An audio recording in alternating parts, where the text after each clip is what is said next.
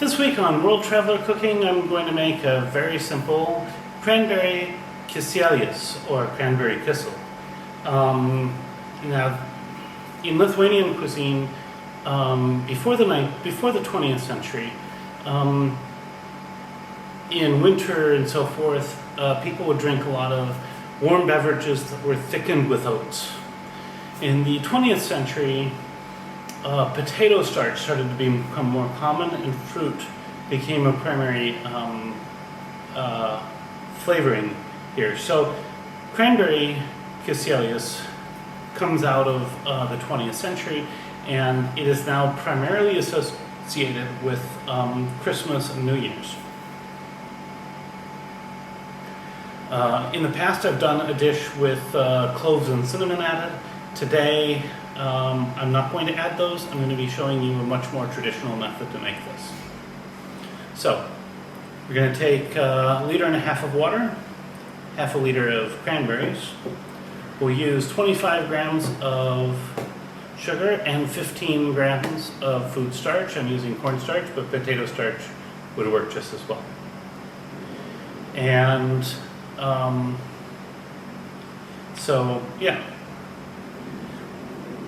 let's go ahead and get started. I'm going to measure out 25 grams of sugar, just add it to the water, and from there we'll set it to boil.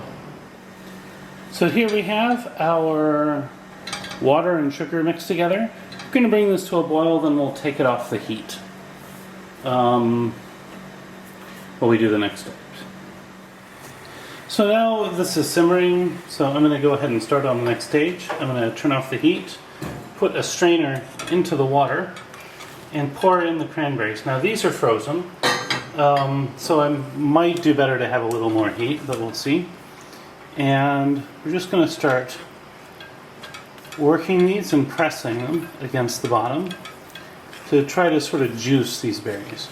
And if we have some trouble, we might bring this back and cook a little bit with a little more heat, but we'll see. So I'm going to keep pressing these. I'm using a wooden spoon here. And I'll be back once this has all been worked in.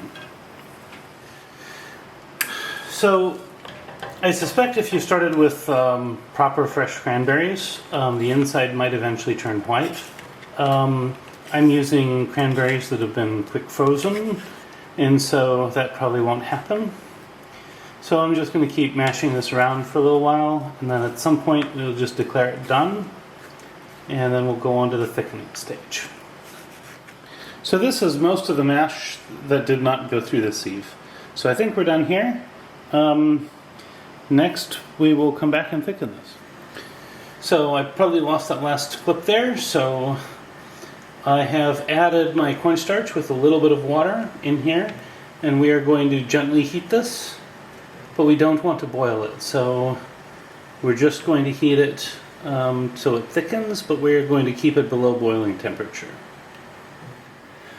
So I think this is looking somewhat thickened here. The thickening at this level is very, very subtle. You're not looking for like a sauce kind of thickening.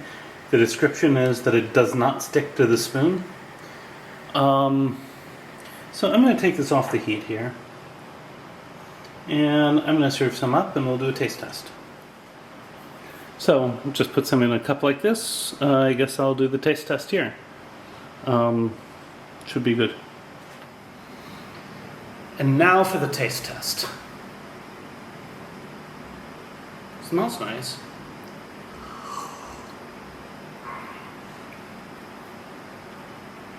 So with these proportions, and I've seen recipes that use up to twice as much cranberries and sugar, so you can vary it. The cranberry flavor on this is not overwhelming. It's not overwhelmingly sour.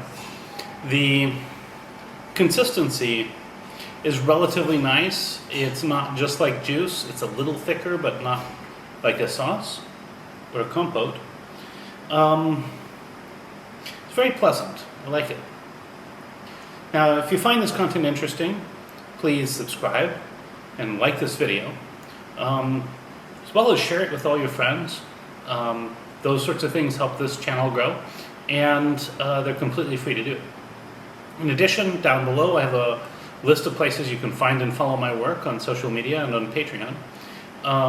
So please check that out. At any rate, recipes in the description. Bon appetit, and see you next week.